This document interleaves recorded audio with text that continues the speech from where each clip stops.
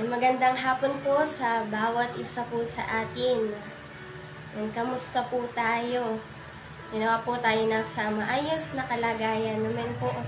At yan, it's been 4 days na po since nakalipas po ang ating camping. Makabilis po ng araw.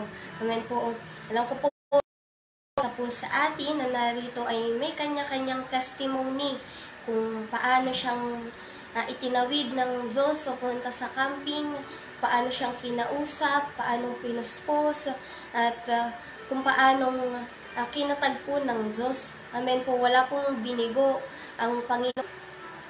Yan.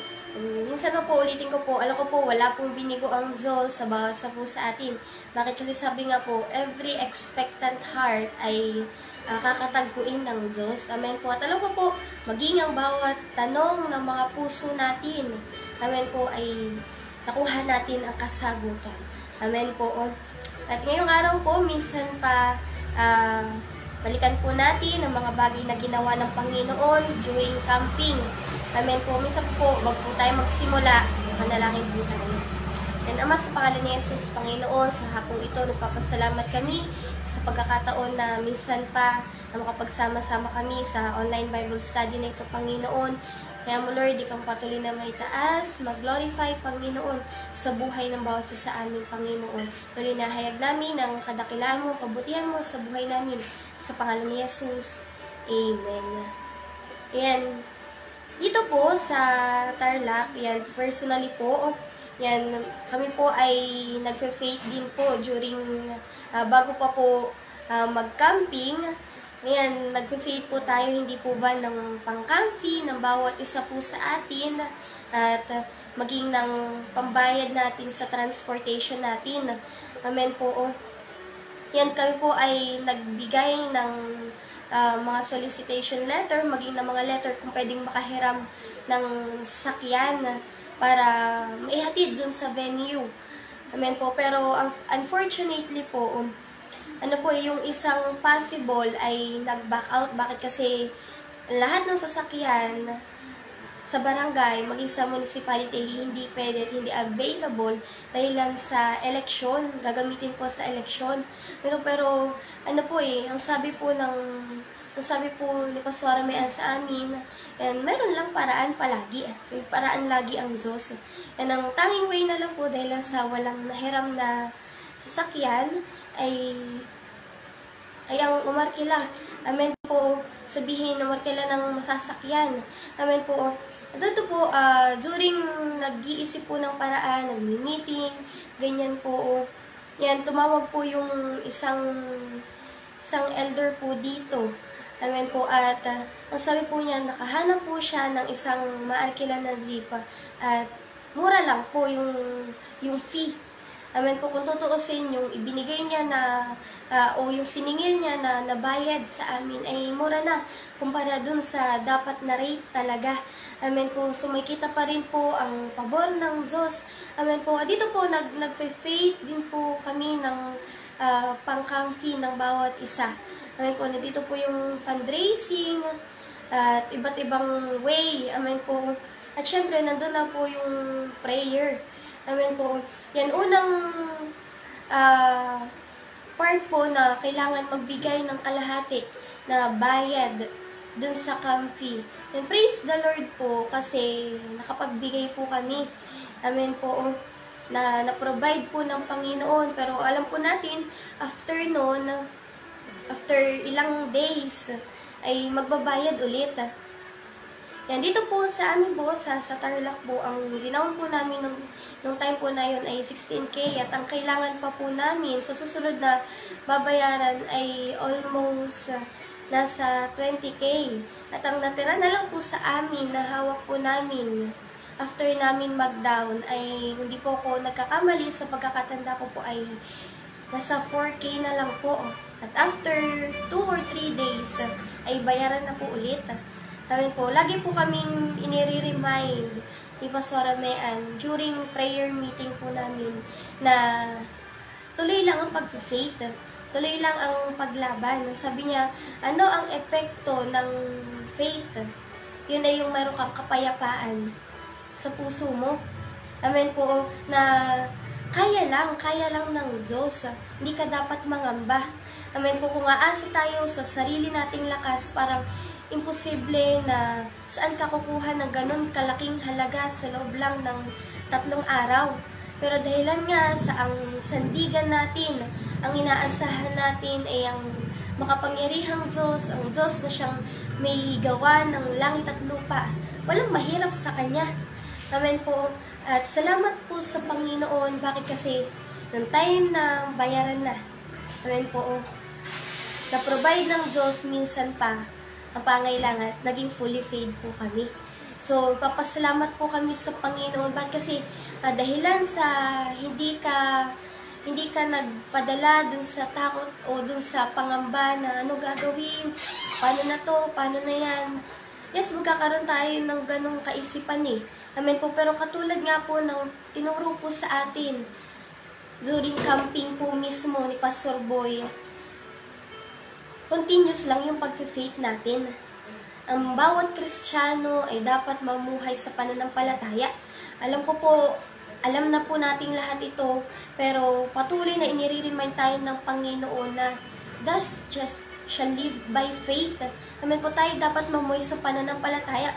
From time to time, pinapaalalahanan tayo ng Panginoon. Bakit?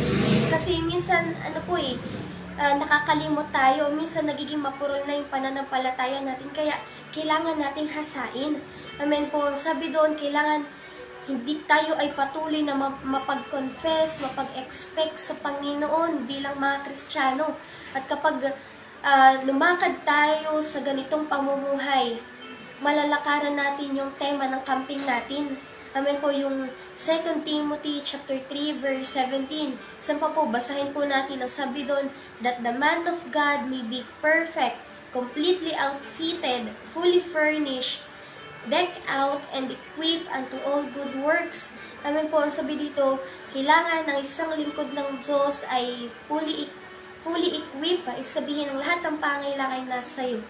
Amen po, para magawa mo ang lahat ng ipinapagawa ng Diyos. Ayaw ng Panginoon na kulang-kulang tayo. Dito tinuruan tayo ng Panginoon at i-remind tayo ng Diyos na hindi niya kalooban na kulang-kulang tayo sa mga bagay na pangailangan natin. And tinuruan tayo ni Pastor Boy na patuloy lang tayong dumepende sa Panginoon, humingi tayo sa Diyos. Ba't kasi minsan kaya wala tayo kasi hindi tayo humihingi? Amen po. Pero kung hihingi tayo sa Panginoon, ang sabi doon, i-equip tayo ng Diyos. At dahilan sa meron tayo ng lahat ng mga bagay na kailangan natin. Amen po. Sa ministry, sa personal, sa pamilya, magagawa natin ang lahat ng bagay na ipinapagawa sa atin ng Diyos. Fully equipped unto all good works. Amen po. At may naalala po kong kwento dito po sa verse po na ito na fully equipped at paghingi sa Panginoon. Nabasa ko po yung isang kwento ng isang babae na anak ng pastor. Ang sabi po niya doon, one time, kumatok siya ng madaling araw sa tatay niya na pastor para kunin yung charger ng laptop niya na hiniram ng nanay niya. Nanigay na ito ng tatay niya, na-realize niya na walang ibang makakagawa nun, walang ibang makakatok dun sa pintuan, sa kwarto ng tatay niya ng madaling araw, kundi siya lang na anak. Amen po. Sabi niya doon, kung ako nga na anak ng tatay ko physically, ay naibigay niya kung ano yung kailangan ko kahit anong oras ako humingi, kahit anong oras ako kumatok. Gaano pa kaya yung tatay natin sa langit na anytime pwede mong tawagan, anytime pwede mong hingan ng tulong sa time ng pangangailangan mo. Amen po, higit na kayang mag-provide ng Diyos sa lahat ng pangangailangan po natin. Amen po. At isa pa po, personally naranasan ko po sa camping. Yan, bago po mag-camp, ang sabi ko po sa sarili ko, ito ang time na magpapa-heart check ako. Ito ang time na magpapa-evaluate ako sa Panginoon. Kasi bakit bilang isang lingkod ng Diyos, hindi pwedeng nagpapatuloy tayo na hindi tayo nagsa-self-check eh. Bakit kasi even tayo na nasa flesh pa din, may mga bagay tayo na nagagawa minsan na hindi natin alam na hindi na pala tama. O meron pala tayo na mga pagkukulang na sa Panginoon na hindi natin napapansin. Kaya ang mahalaga na nagpapa-heart check tayo sa Panginoon. At itong camping na to, sabi ko sa Panginoon, ito yung time na i-correct mo ko sa mga bagay na kulang ako. Saan ako nagkulang? Ano yung mga bagay na nagawa ko na hindi nakalulugod sa'yo. Amen po. At alam niyo po, unang preaching pa lang, unang sermon pa lang ni Pastor Boy, nandun na agad ang correction ng Panginoon. Personally, ang sabi dun, bakit may mga sitwasyon tayo na hindi tayo makaalis dun sa ministry natin, sa personal natin, maging sa pamilya natin. Sabi dun, number 1, yung kulang ka sa prayer. Sabihin, yung mga time talaga na honestly, kulang talaga. Amen po. At number 2, ang sabi doon, yung kulang sa faith or kulang sa expectation sa Panginoon. At number 3 ay kulang sa presensya ng Panginoon.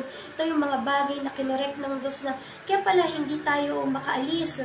Yung sabihin natin, naglilingkod naman tayo, pero bakit nandito pa rin tayo sa mga ganitong problema? Yung pala, may mga kulang pa tayo na hindi nagagawa.